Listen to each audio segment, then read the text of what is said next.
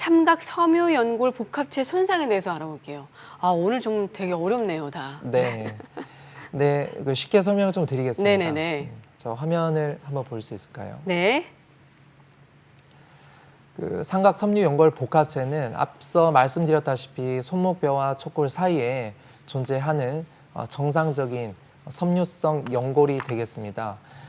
젊은 분들 같은 경우는 인터넷에서 TFCC라고 많이들 보시고 오셔가지고 저 TFCC 문제가 있나요?라고 말씀하시는 분들도 많은데요. 아, 그래요? 예, TFCC라 함은 네. 삼각섬유 연골을 복합체를 영어로 그대로 돼 있는 것이고요. 네. 그래서 앞글자를 따서 TFCC라고 얘기를 하고 있습니다. 네.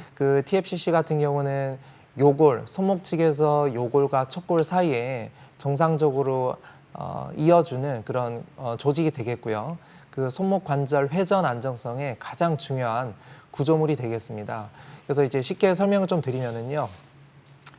닭날개 먹을 때 보면은 뼈 끝에 붙어 있는 물렁뼈 조직 같은 게 있습니다. 오돌뼈라고 맞아요, 하는데요. 맞아요. 네. 오돌뼈를 떼어내게 되면은 닭날개 뼈 두 개가 분리가 되죠. 네. 분리가 된다는 말은 이제 불안정해진다는 뜻이 되겠습니다. 똑같은 연골, 물렁뼈 같은 조직이 삼각 섬유 연골이 되겠습니다. 아, 그렇군요. 닭날개랑 비교하니까 확실히 좀 이해가 되겠네요. 네. 계속해서 다음 사진은요? 네, 그림을 보시면 이게 손목 관절을 그림으로 그려놓은 것인데요. 우측에 보이는 뼈를 보시면은요, 요골과 척골 사이를 정상적으로 이어주는 그런 연골 조직이 되겠습니다. 네.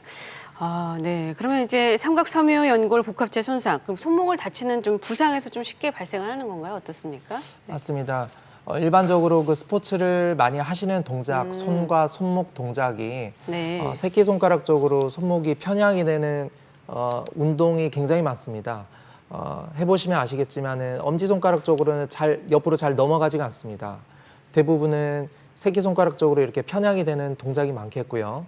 이렇게 새끼손가락 쪽으로 편향이 되게 되면 척골과 손목뼈 사이에 간격이 그만큼 줄어들게 되죠. 그 간격이 줄어드는 동작들이 사이에 끼어 있는 것이 삼각 섬유 연골이 되기 때문에 그만큼 손상에 취약한 구조물이 되겠습니다. 그런 동작은 배구가 좀 많이 걸리나요? 배구뿐만 아니라 요즘 굉장히 또 테니스, 네. 골프 같은 스포츠를 하시면서 손상을 받아가지고 오시는 경우가 많겠습니다.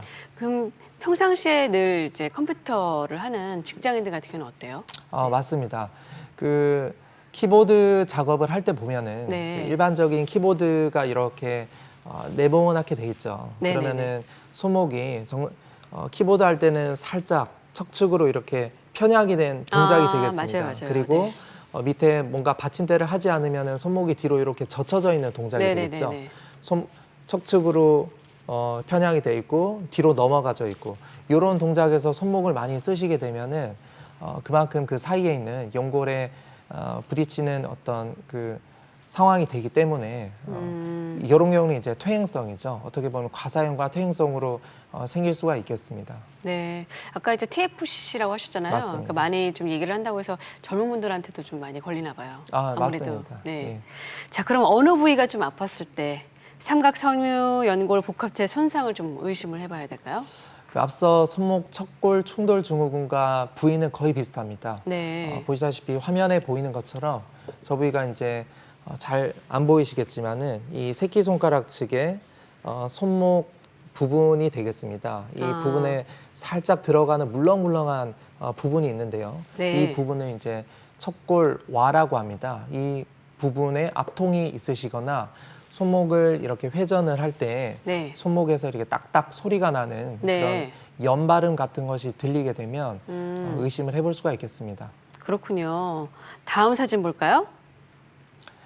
TFCC 손상은 분류라고 해놨는데요. 어디든 손상이 될 수가 있겠죠. 하지만은 제일 중요한 부분이 요골에서 이어져서 척골의 깊은 부분, 척골의 깊은 부분이라 함은 PPT 상에서 보게 되면은 제일 밑으로 내려가는 그 부분이 있습니다. 제일 네. 밑으로 내려가는 그 부분이 손목 안정성이 가장 중요한 부분이기 때문에 저 부위가 찢어진 경우에는 반드시 치료를 요하게 되겠습니다. 네.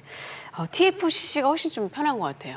TFCC죠? 네. 자, 그러면 치료는 어떤 치료를 좀 받아야 될까요? 네. 네. 화면을 보겠습니다. 처음에는 주로 급성기로 내원을 하시게 되면 장 상지 부목 고정을 시행을 하게 되죠. 여기서 장이라 함은 말 그대로 이제 길다는 뜻입니다. 손목 내원하신 환자분들 중에 제가 장 상지 부목 고정, 즉 팔꿈치까지 고정을 하는 치료를 시행을 하게 되면은요, 손목을 다쳤는데 왜 팔꿈치까지 고정을 해야 되는지 방문을 네. 하시는 분들이 많으십니다. 그럴 것 같아요. 하지만은 손목 앞서 말씀드렸다시피 TFCC 같은 경우에는 손목 전완부의 회전 안정성에 기여를 하는 구조물이기 때문에 손목이 안 돌아가게 만들어야 되죠. 그렇지만 손목만 고정을 해서는 보시다시피 다 돌아갑니다. 다 돌아가기 때문에 네. 팔꿈치까지 고정을 해주는 장상지 부목 고정을 시행을 하셔야겠고요. 하지만은 오래 지났거나 보존적 치료를 시행했음에도 통증이나 불안정증이 심한 경우에는 보통은 관절 내시경적으로 변연 절제술이나 봉합술 등을 시행을 해볼 수가 있겠습니다. 네. 자, 그러면은 지금 수술적 치료를 얘기하셨는데 비교적 예후가 좋은 사례 보면서 수술에 대해서 좀 알아보도록 하겠습니다. 자, 이 사례는 어떠한 사례인지 한번 좀 설명 부탁드리겠습니다. 이 환자 같은 경우에는 손상 후에 두어 달 지나서 내원을 하셨던 환자분이시고요. 네. 정상적으로 환자분 정상적인 같은 경우에는 지금 엑스레이 상에서 요골과 척골 사이에 거리가 이 환자만큼 멀지가 않습니다. 제가 빨간색으로 표시를 해놨는데요.